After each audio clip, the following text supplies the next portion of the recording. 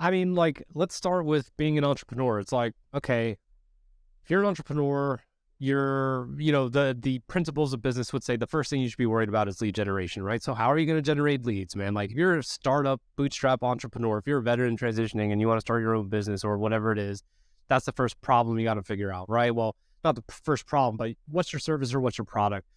How are you going to reach people? Like, dude, like no one wants to pay for ads. Like it's so completely unpredictable. You're at the mercy of a social media platform, which even if you're doing things organically is completely questionable, right? Like on what you're going to get.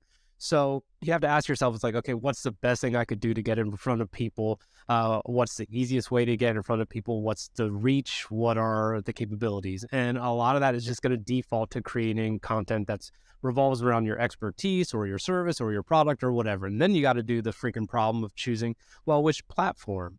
Oh, there's Facebook. Yeah, but there's TikTok, dude. TikTok right now is like, but YouTube's a search engine.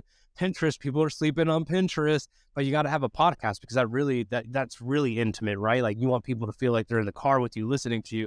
It's just like this kind of like cyclical pattern of trying to figure out what's best, but you have to pick one.